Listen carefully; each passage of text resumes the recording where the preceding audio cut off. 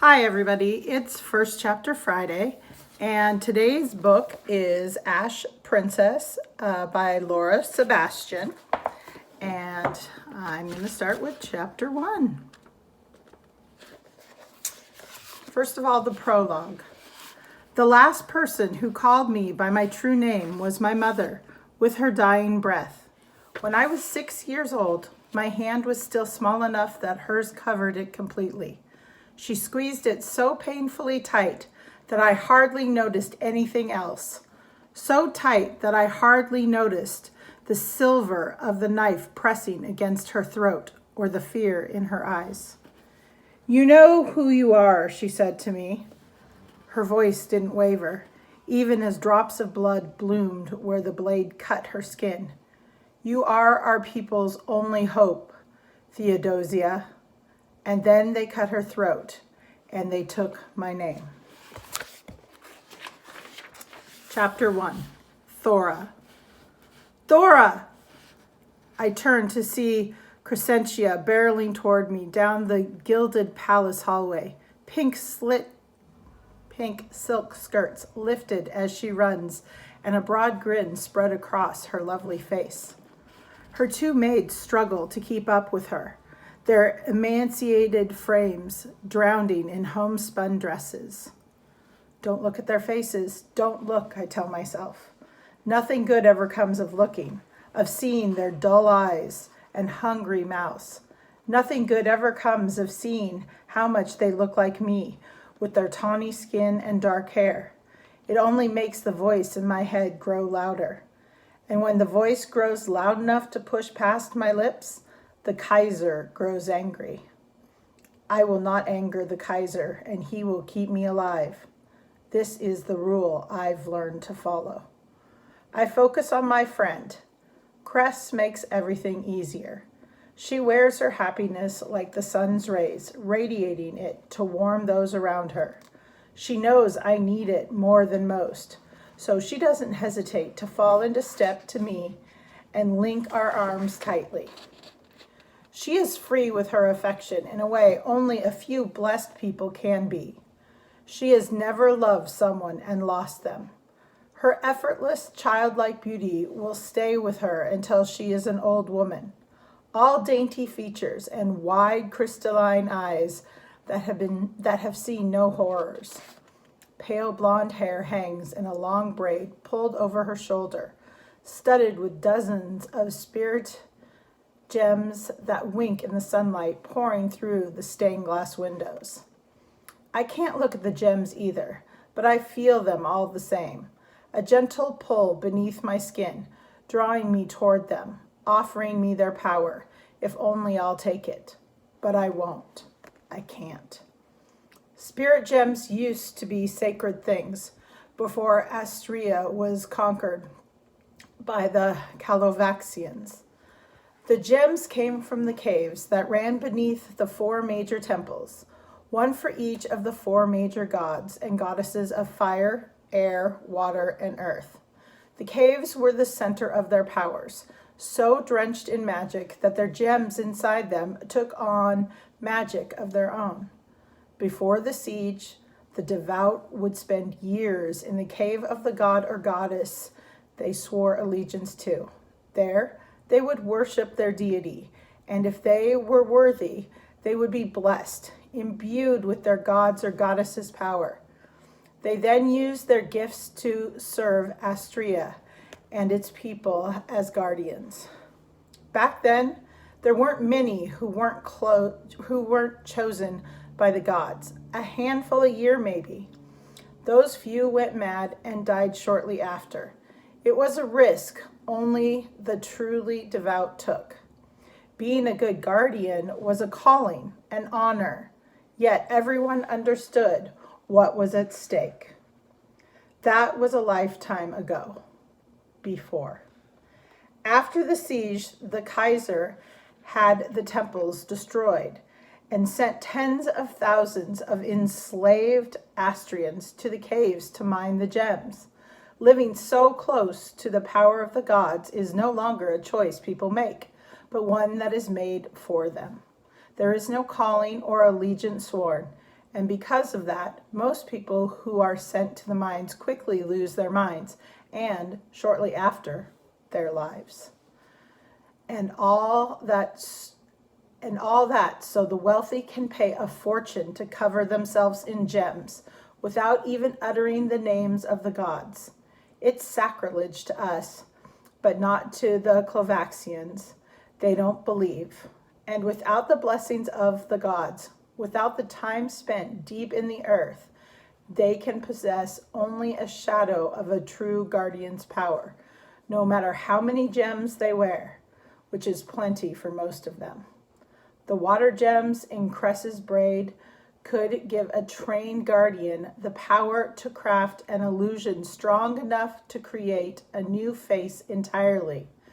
But for Cress, they only lend her skin a glow, her lips and cheeks a pretty flush, her golden hair a shine. Beauty gems, the Clovaxians call them now. My father sent me a book of poems from Lyre. She tells me.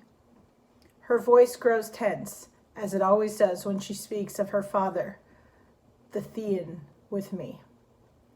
We should take it up to the pavilion and translate it. Enjoy the sun while we still have it. But you don't speak Lyrian, I say, frowning. Cress has a knack for languages and literature, two things her father has never had the patience for. As the Kaiser's best warrior and the head of his army, the Thean understands battle and weaponry, strategy and bloodshed, not books and poetry. But he tries for her sake. Cress's mother died when Cress was only a baby, so the Thean is all she has left by way of family. I've picked up a few phrases here and there, she says, waving a hand dismissively, but my father had the poet translate some so I can puzzle out the rest. You know, how my father enjoys his puzzles. She glances sideways at me to see my reaction, but I am careful not to give one. I'm careful not to imagine Cress's father pressing his dagger to a poor, scrawny poet's neck as he hunches over his work, or the way he held it to my mother's so long ago. I don't think of the fear in her eyes, her hand in mine, her voice strong and clear even then. No, I don't think of that. I'll go mad if I do. Well, we'll solve them quickly, between the two of us. I tell her with a smile, hoping she believes. Not for the first time. I wonder what would happen if I didn't suppress a shudder when she mentioned her father. If I didn't smile and pretend he wasn't the same man who killed my mother. I like to believe Cress and I have been friends long enough that she would understand. But that kind of trust is a luxury I don't have. Maybe Dagmar will be there, Crescentia says, dropping her voice to a conspiratorial whisper. You missed her. Bold fashion choice at the Countess's luncheon yesterday. Her eyes glint with a smile. I don't care. The thought comes sudden and sharp as a bee sting. I don't care if Dagmar attended the luncheon in the nude. I don't care about any of it. I push the thought down deep and bury it as I always do. Thoughts like that don't belong to Thora. They belong to the voice.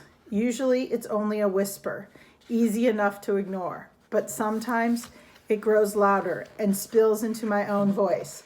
That is when I get into trouble.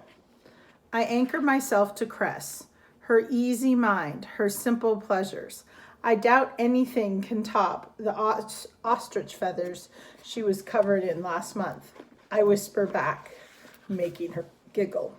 Oh, it was far worse this time. Her gown was black lace. You could practically make out her intimate attire, or lack thereof. No, I shriek, pretending to be scandalized. Yes, they say she's hoping to entice Duke Clarence, Cress says. Though why, I can't imagine. He's old enough to be her father, and he smells like rotten meat. She wrinkles her nose. I suppose when you consider her actual father's debts. I trail off, arching an eyebrow. Crescentia's eyes widen. Really? Where did you hear that? She gasps. When I only smile in response, she sighs and elbows me lightly in the side. You always know the best gossip, Thora. That's because I listen, I say with a wink.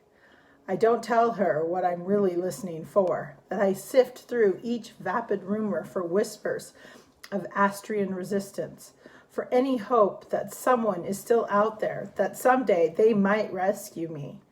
In the years after the siege, there were always stories about rebel Astrians striking out against the Kaiser. Once a week, I would be dragged out to the capital square to be whipped by one of the Kaiser's men and made an example of, while the heads of fallen rebels stood rotting on pikes behind me. I knew those faces most of the time, guardians who had served my mother, men and women who had given me candy and told me stories when I was young. I hated those days, and most of the time I hated the rebels because it felt like they were the ones hurting me by incurring the Kaiser's wrath. Now, though, most of the rebels are dead, and there are only whispers of rebellion, fleeting afterthoughts of gossip, when the courtiers run out of other things to talk about. It's been years since the last rebel was caught. I don't miss those punishments, always more brutal and public than any others, but I do miss the hope that clung to me, the feeling that I was not alone in the world, that one day maybe my people would succeed and end my misery. Footsteps grow louder behind us, too heavy to belong to Cress's slaves. Lady Crescentia, Lady Thora, a male voice calls. Cress's hold on my arm tightens and her breath catches. Your Highness, Cress says, turning and dropping into a curtsy, pulling me with her. The title sends my heart racing, even though I know it's not the Kaiser. I would know his voice anywhere. Still, I don't fully relax until I rise from my curtsy and confirm that I'm right. The stranger shares the same long wheat blonde hair and cold blue eyes, the same square jawline as the Kaiser, but the man in front of me is much younger, maybe a year older than I am. Prince Soren, I realize, surprised. No one has spoken of his return to court, which is surprising because the Klavaxians are infatuated with their prince far more than they are with the Kaiser. The last time I saw him was almost 5 years ago, when he was a scrawny 12-year-old with round cheeks and a wooden sword, always in hand. The man in front of me is no longer scrawny, and his cheeks have lost that childish roundness. A sword still hangs in the scabbard of his hip, but it isn't wooden anymore. It's a pockmarked wrought iron blade, its hilt glittering with spirit gems for strength this time. As a child, I saw earth guardians strong enough to haul boulders 3 times their weight, as if they were nothing but air.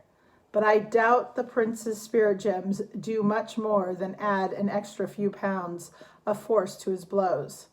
Not that it really matters. Over the 5 years of Soren's training with Thien, that sword has drawn more than its fair share of blood. The court is always abuzz with whispers of the prince's prowess in battle. They say he's a prodigy, even by Klovaxian standards.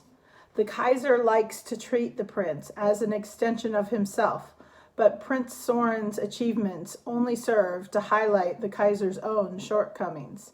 Since taking the throne, the Kaiser has grown lazy and content, more interested in feasting and drinking than taking part in battles. I wonder what the prince is doing back after so many years, though I suppose his apprenticeship with the Thien is over. He's officially an adult now, and I can only assume he'll be leading his own army soon. He gives a shallow bow and clasps his hands beneath his back. His placid expression doesn't change.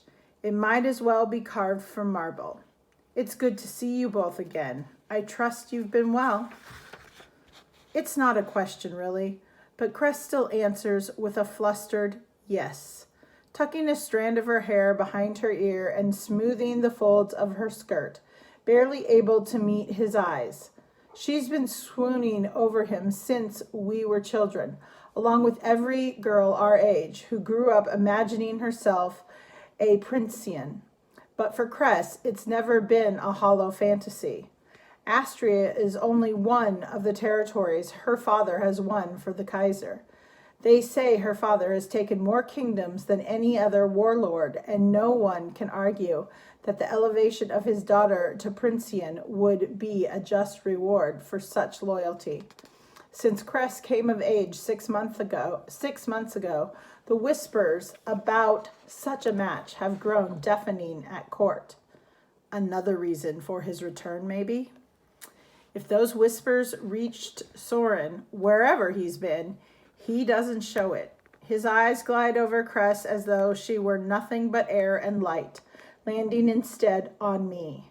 His brow furrows, the same way his father's does when he looks at me, though at least it isn't followed with a smirk or a leer. I'm glad to hear it, he says to Cress, cool and clipped, though his eyes stay on mine. My father is requesting your presence, Lady Thora. Fear wraps around my stomach like a hungry python, tightening until I can't breathe. The urge to run rears up in me, and I struggle to keep my legs still. I haven't done anything. I've been so careful, but then I don't have to do anything to earn the Kaiser's wrath.